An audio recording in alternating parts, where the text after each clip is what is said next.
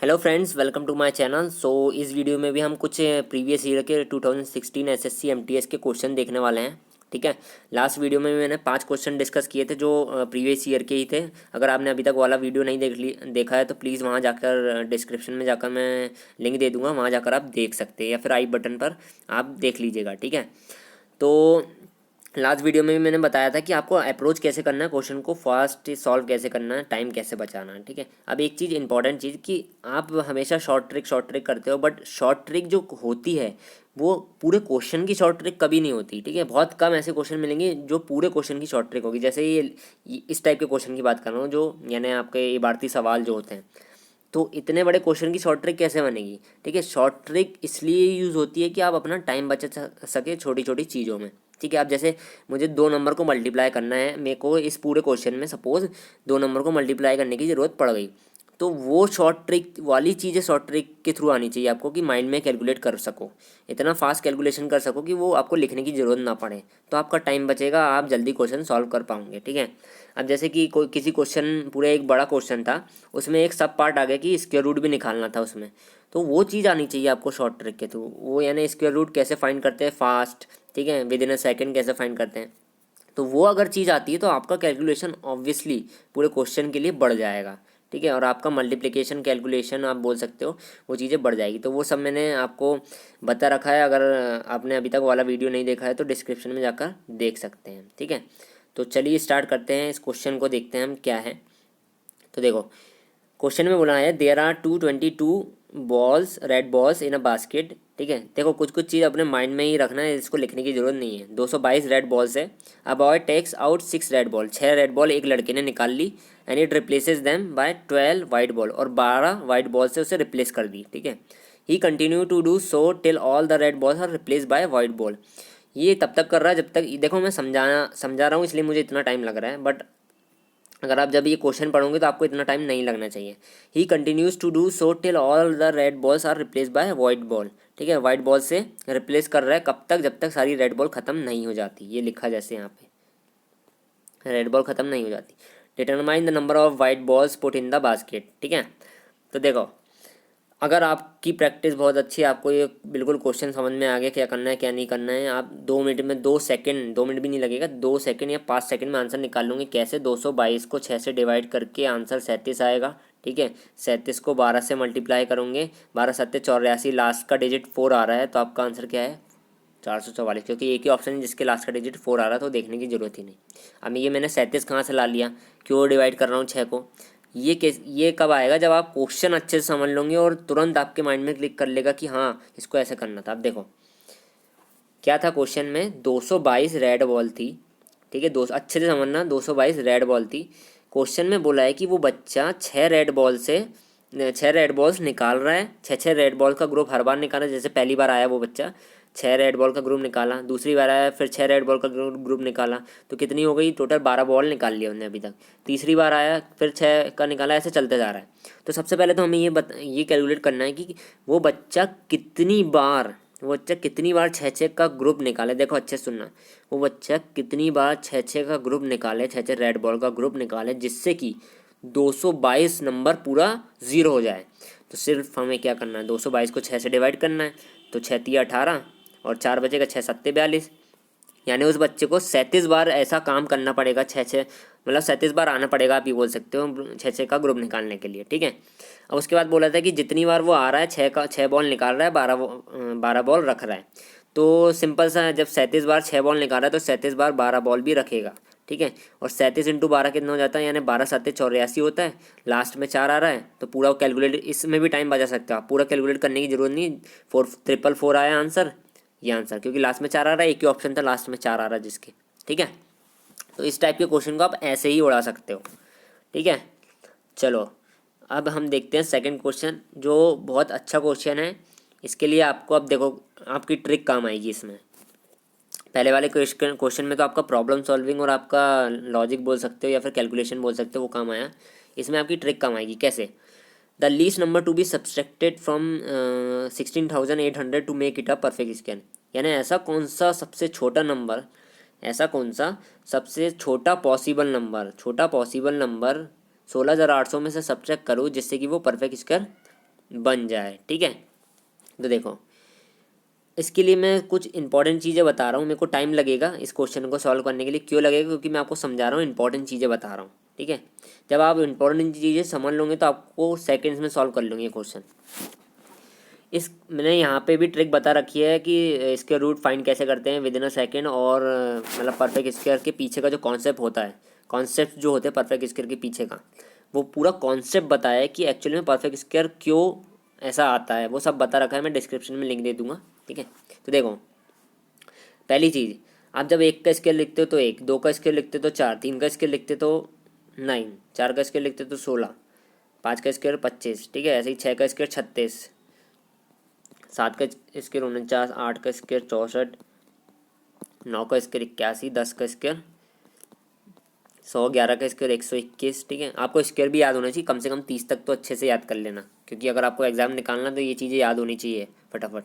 ठीक है, तो ऐसे ही 12 का स्केल हो जाएगा 114, ऐसा चलता जाएगा। ठीक है, अब एक चीज़ गौर करो कि जो लास्ट डिजिट आ रहा है, जैसे एक का स्क्वायर एक है तो इस नंबर का जो लास्ट डिजिट है वो 1 है, इसका 4 है, इसका 9 है, इसका 6 है, इसका 5 है, इसका 6 है, फिर रिपीट हो रहा है। देखो 6 फिर 9 4 1 0 फिर 1 4 1 4 9 6, यानी रिपीट हो रहे हैं। बस कितने नंबर रिपीट हो रहे हैं? 1 4 9 6 5 और 1 0, इतने ही नंबर। यानी कभी भी आप याद रखना, अगर किसी नंबर का आप स्क्वायर निकाल रहे हो तो उसका लास्ट का डिजिट हमेशा 14965 ही होने वाला है, उसके अलावा कुछ हो ही नहीं सकता। अगर उसके अलावा कोई है, जैसे 3 है या 7 है या 8 है, तो वो कभी भी परफेक्ट स्क्वायर नहीं होगा, या फिर स्क्वायर नहीं होगा। परफेक्ट स्क्वायर नहीं होगा, आप बोल सकते हैं वो इसके रूट के बाहर नहीं निकल सकता।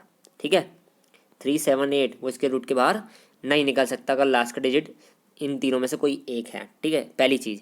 तो अब देखो ये तो चीज़ समझ में आ गई। अब हमें क्या करना था, एक एक चीज़ और कि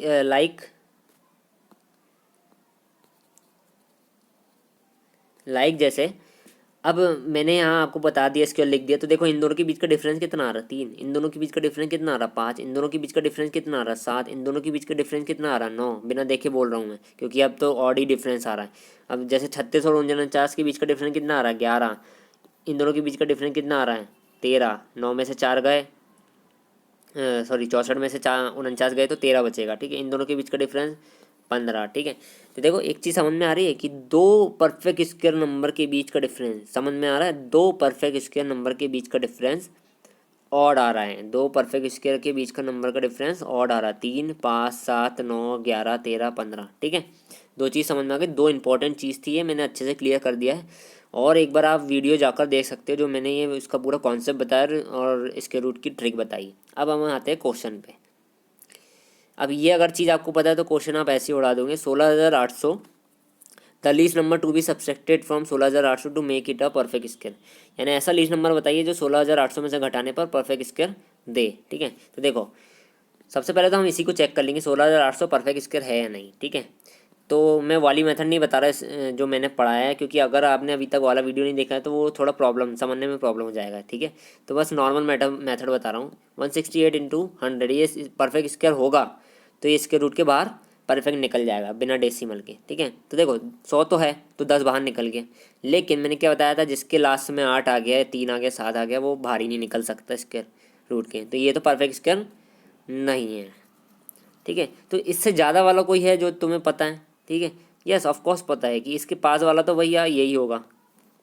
इसके पास वाला क्या होगा? यही होगा ना, क्योंकि ये 13 का स्क्वायर है और ये 100 का। ठीक है, मतलब 10 का। तो ये इसको जब निकालोगे तो क्या हो जाएगा? 130। 169 इंटू 100 कर दोगे ना। ये था आपके पास 16900, तो इसको कर दोगे 169 इंटू 100। ठीक है, तो 169 किसका होता है? 13 का निकल जाएगा। 13 इंटू 10 तो 130 हो गया। यानी आपने इसके बाद वाला तो फाइंड कर लिया, इसके बाद वाला फाइंड कर लिया। अब हमें देखना है 129 का क्या होता है। ठीक है, 129 का अगर आप निकालोगे तो लाइक 129 इंटू 1, इसका भी मैंने बता रखा है कि आप कैसे मल्टीप्लाई कर सकते हो ये 3 डिजिट वाले नंबर का। ठीक है, तो 129 इंटू 129 करोगे तो आपके पास क्या आएगा? आप तो या तो ये वाली मेथड लगा सकते हो, ये ठीक है, या फिर ये। तो अगर आपके पास शॉर्ट ट्रिक है तो आप उससे कर सकते हो। यहाँ पे शॉर्ट ट्रिक्स काम आएगी आपकी, मैं वही कहना चाह रहा हूँ। ठीक है, तो यहाँ पे जब आप करोगे तो आपके पास आ जाएगा 16641। ठीक है, तो देखो 16641 और यहाँ पे आया 16900। मैं ये 130 का था, 130 का था, तो मैंने पहले निकाला क्योंकि ये ज़्यादा नंबर है, 16800 से ज़्यादा नंबर है ना, तो हमें उसका बीच का डिफरेंस चाहिए था, इसका नियरेस्ट स्मॉलेस्ट पॉसिबल डिफरेंस। ठीक है, तो ये है बीच में 16800 और ये है 16641। ठीक है, तो क्वेश्चन में क्या बोला था कि कितना लीस्ट नंबर आपको माइनस करना पड़ेगा जिससे कि वो परफेक्ट स्क्वायर बन जाए। माइनस करना पड़ेगा, जोड़ने का बोला नहीं था, माइनस करना पड़ेगा, मतलब पहला वाला परफेक्ट स्क्वायर नंबर चाहिए हमें। ठीक है, तो हमने 130 निकाल लिया, इसके बाद आ रहा है 16800 के बाद, और 129 का निकाला तो इसके पहले वाला आ रहा है, तो मतलब ये वाला हमारा आंसर होगा, इसके बीच का डिफरेंस। ठीक है, तो इसके बीच का डिफरेंस हो जाएगा आपका 641 में से 800, मतलब ये वाला बस घटाना है ना, 800 में से 641 गए। ठीक है, तो देखो 800 में से 600 गए 200, 200 में से 40 गए 160, 160 में से एक गए 159। ये भी आपका माइंड में कैलकुलेशन इतनी फास्ट होना चाहिए कि आप ये बिना लिखे कर सको माइनस भी। ठीक है, क्या किया मैंने, जैसे 800 था, 800 में से मेरे को 641 घटाना है, मैंने इस नंबर को ब्रेक कर दिया, 640 और 1। ईजी हो जाएगा आपके लिए, बहुत ज़्यादा ईजी हो जाएगा इसको माइनस करना। 800 में से मैं लिखूंगा भी नहीं इसको, आपको माइनस करके दिखाऊंगा। 800 में से 600 गए 200, 200 में से 40 गए 160, 160 में से एक गए 159, और ये हमारे पास 16 था पहले से, मतलब हमें बस डिफरेंस निकालना था, तो 159 आ गया। ठीक है, तो आपका आंसर क्या हो जाएगा इस केस में, 159। 159। तो अब देखो इस टाइप के क्वेश्चन के लिए आपको शॉर्ट ट्रिक चाहिए। क्या क्या शॉर्ट ट्रिक चाहिए, स्क्वायर रूट निकालने की शॉर्ट ट्रिक चाहिए, आपका मल्टीप्लिकेशन 3 डिजिट का या 2 डिजिट का कैसे करते हो उसकी शॉर्ट ट्रिक चाहिए, आपका कैलकुलेशन बहुत फास्ट होना चाहिए माइनस करने के लिए, प्लस करने के लिए, उस वो चीज़ चाहिए आपको, ये प्रैक्टिस से आएगी।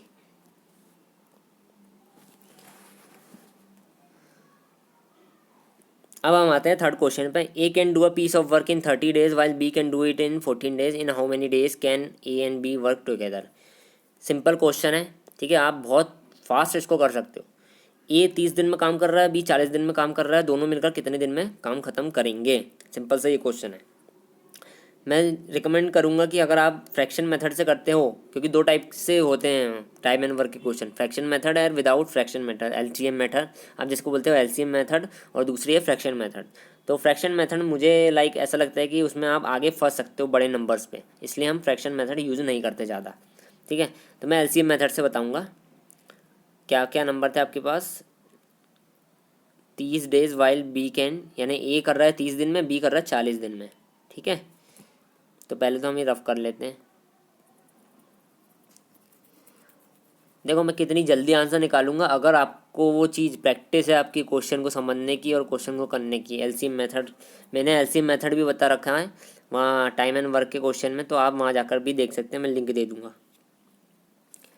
तो चलिए, ए जो है वो 30 दिन में कर रहा है, बी 40 दिन में कर रहा है। ए जो है वो 30 दिन में कर रहा है, बी 40 दिन में कर रहा है।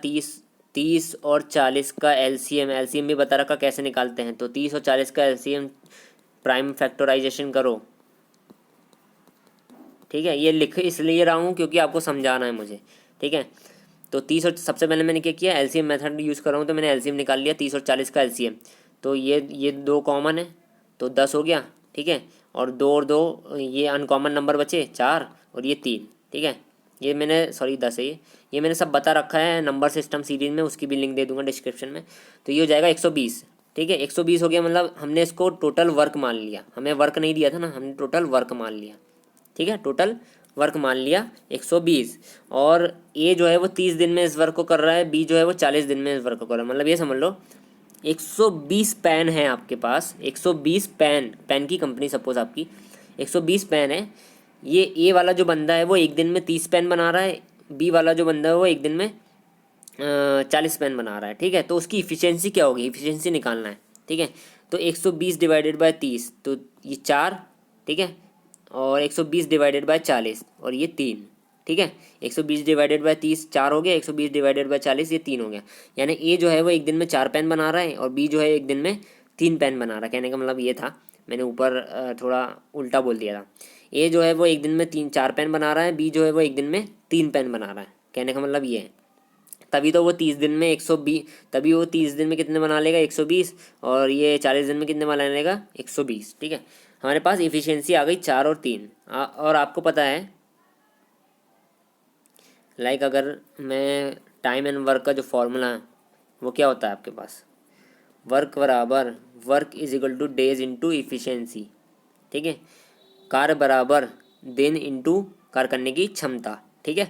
तो देखो कार्य करने की क्षमता मतलब वही होता है कि एक दिन में कितना काम कर रहा है, ये चीज़ है। तो हमने एक दिन का काम निकाल लिया ए और बी का। ए का कितना था एक दिन का काम, 4 4 था, और बी का 3 था। ए का 4 था, बी का 3 था, ठीक है। तो हमारे पास टोटल वर्क था 120।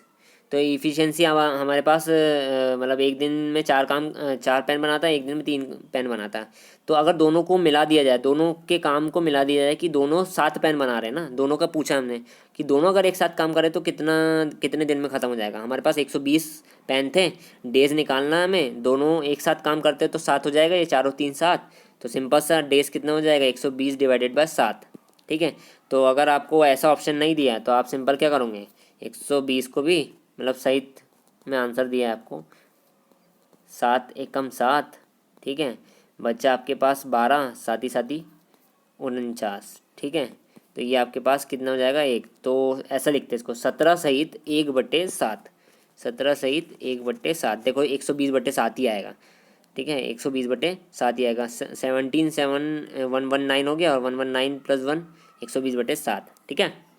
तो ये आप इजीली मतलब सेकंड्स में उड़ा सकते थे क्वेश्चन को, ठीक है। मैं क्या करता, मैंने आपको ये समझाने के लिए बताया, मैं क्या करता, अगर आपकी प्रैक्टिस है आप क्या करते, ठीक है। देखो ऐसा करते,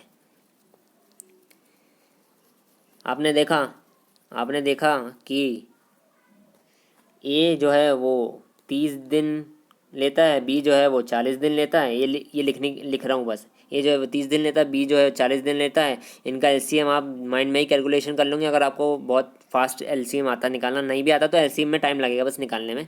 तो एलसीएम आएगा 120, टोटल वर्क जिसको हम बोलेंगे टोटल वर्क। तो जब टोटल 120 पेन बनाना है, ये एक दिन में मतलब ये 30 दिन ले रहा है, तो एक दिन में कितना पेन बना लेगा, 120/30 मतलब 4 पेन बना लेगा ए। और बी एक दिन में कितना पेन बना लेगा, 120/40 मतलब 3 पेन बना लेगा बी, ठीक है। और दोनों का एक साथ पूछा तो 120/7, 7 डिवाइड कर दो, ठीक है। दोनों एक साथ करेंगे तो 7 पेन बनाएंगे एक दिन में, तो 120/7 तो ये डेज निकल जाएंगी, क्योंकि ये वर्क था, ये इफ़िशियंसी तो डेज ही आएगा ना, ठीक है। तो इस टाइप के क्वेश्चन में आपको 2 चीज़ याद रखना है, ठीक है। सबसे पहले आपको जो वर्क है वो दोनों का एलसीएम लेना है, जो भी यानी 3 पर्सन है या 4 पर्सन है, जितने भी उनका एलसीएम जो आएगा वो आपका वर्क कहलाएगा। क्या कहलाएगा, एलसीएम जो आएगा वो आपका टोटल वर्क कहलाएगा। और आपको इफ़िशियंसी कैसे निकालना वो तो मैंने बता दिया। दूसरी चीज़ कि टाइम एंड वर्क के क्वेश्चन में हमेशा वर्क एक ही होता है, ठीक है। मतलब ऐसा नहीं है कि जैसे 2 पर्सन दे दिए, ये 2 पर्सन दे दिए ए और बी, तो ए सपोज पेन बना रहा है और बी सपोज केक बना रहा है, तो कभी कंपैरिजन होगा ही ना, हम कैसे आंसर निकालेंगे। दोनों का अलग अलग काम नहीं हो सकता, दोनों एक ही काम करेंगे लेकिन वो डेज अलग अलग हो सकते हैं। दोनों एक ही काम करेंगे लेकिन डेज अलग अलग हो सकते हैं। और इफ़िशेंसी जो है वो हमें एक दिन की निकालनी पहले, और अगर एक दिन की हमने जैसे 4 और 3 निकाला, एक दिन में 4 और 3 पेन बनाते हैं, तो आप इजीली क्वेश्चन को सॉल्व कर दोगे, ठीक है। तो ये था टाइम एंड वर्क के क्वेश्चन में। तो चलिए अब नेक्स्ट क्वेश्चन देखते हैं।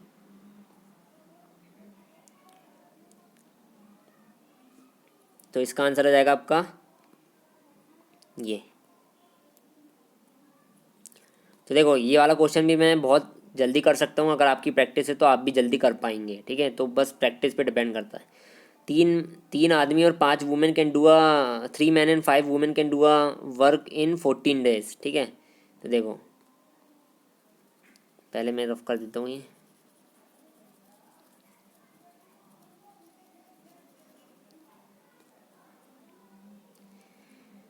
Three man and 5 women, 3 man और 5 वुमेन 14 दिन में काम करते हैं। तो हमें पता है कि work is equal two days into efficiency होती है, ठीक है। तो 3 मैन और 4 वुमेन कितने दिन में काम कर रहे हैं, 14 दिन में।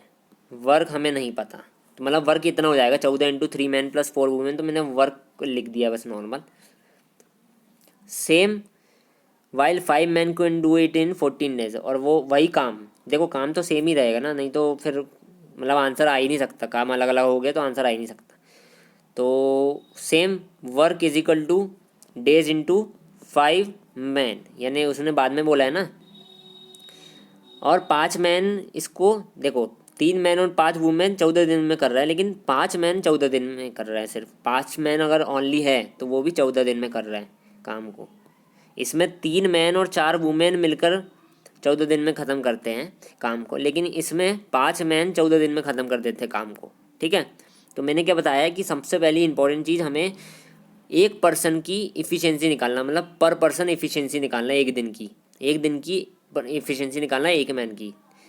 देखो फिर से बोल रहा है, एक मैन की एक दिन की इफ़िशेंसी, एक वुमेन की एक दिन की इफ़िशेंसी। अगर आप ये निकाल लोगे तो आपका बहुत जल्दी सॉल्व हो जाएगा। ठीक है, देखो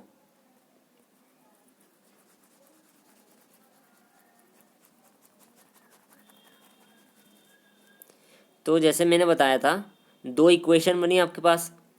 पहली तो ये पहली तो ये क्योंकि वर्क तो सेम ही है। दूसरी ये, इसमें भी वर्क सेम ही होगा, दोनों का अलग अलग थोड़ी नहीं होगा। तो जब LHS बराबर है तो RHS भी बराबर होने चाहिए ना।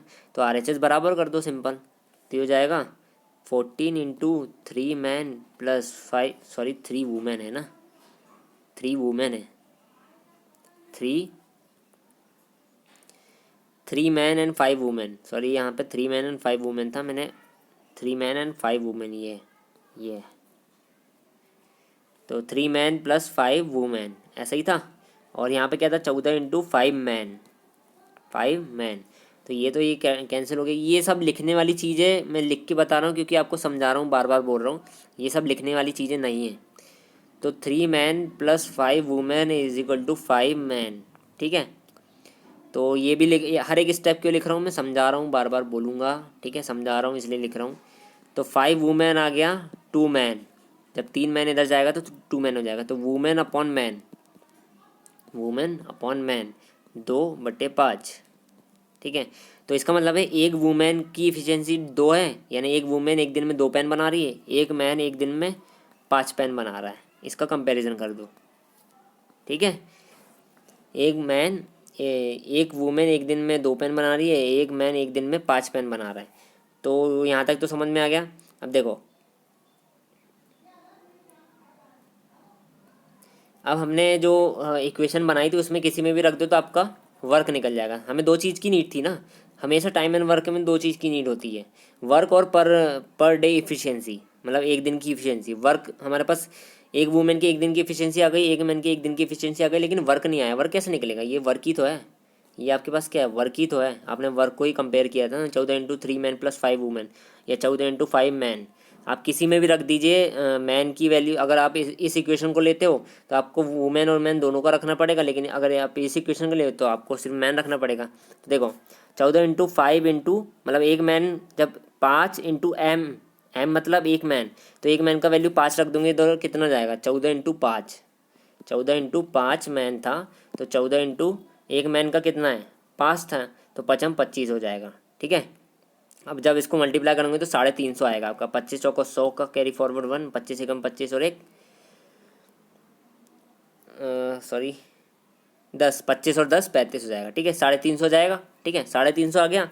अब आपके पास वर्क आ गया है, डेज आपको बताना है, और कितने लोग हैं आपके पास, क्वेश्चन में दिया था।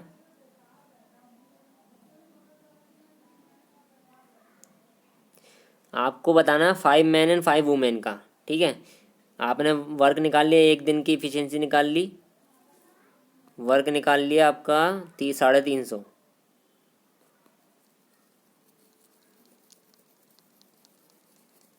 क्या निकाल लिया आपने,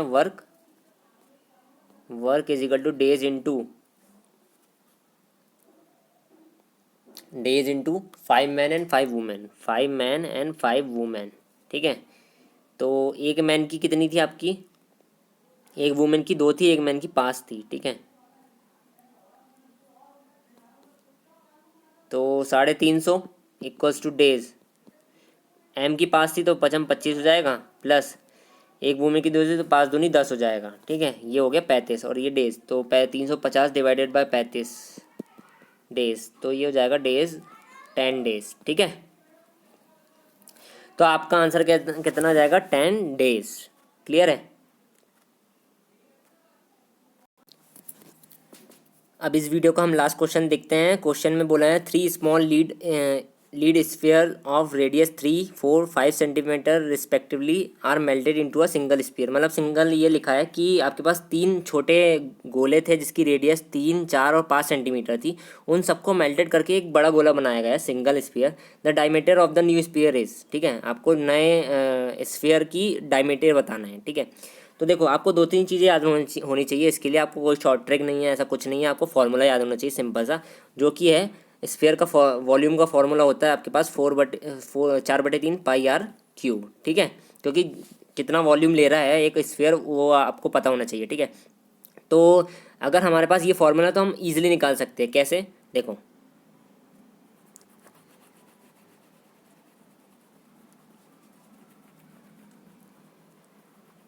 कैसे निकालोगे आप, आपके पास है 4/3 पाई आर क्यूब। सपोज जो आपके पास बड़ा आर था, यानी आप जो बनाना चाह रहे हो, तीनों को मिलाकर जो बनाना चाह रहे हो उसका रेडियस क्या होने वाला है। सपोज कैपिटल आर ले लिया हमने, तो हम यहाँ कैपिटल आर क्यूब लिख देते हैं। यहाँ पे लिख देता हूँ 4/3 पाई कैपिटल आर क्यूब, जो बड़ा है। अब वो किससे मिलकर बनेगा, तीनों तीनों के वॉल्यूम से मिलकर बनेगा ना, छोटे छोटे जो थे।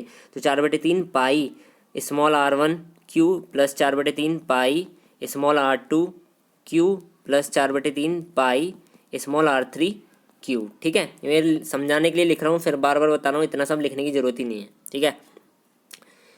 तो ये आपने लिख लिया, क्योंकि ये तीनों से मिलकर ही तो बड़ा वाला बनेगा जिसकी रेडियस कैपिटल आर होगी, ठीक है। तो हमें क्या करना है, ये देखो 4/3 पाई तो कॉमन निकल जाएगा सामने, तो कैंसिल कर दो इसको, यहाँ से ये वाला लेफ्ट से राइट वाला कैंसिल हो जाएगा। तो आपके पास अल्टीमेटली जो आप बोल सकते हो बचेगा क्या, बचेगा आपके पास capital R cube is equal to r1 cube plus r2 cube plus r3 cube. तो बस आपको ये याद रखना है, ये वाला फॉर्मूला, वो भी लिखने की ज़रूरत नहीं थी, लेकिन फिर भी बेसिक पता होना चाहिए। तो r1 कितना था, r2 कितना था, r3 कितना था, देखते हैं। r1 3, 4 और 5 था रिस्पेक्टिवली, 3, 4 और 5, 3 3 होती है 27, 4 चौको 16 चौको 64, 5 125, ये हो जाएगा आपके पास 5 4 9, 9 और 10 होता है आपके पास 19, लेकिन 18,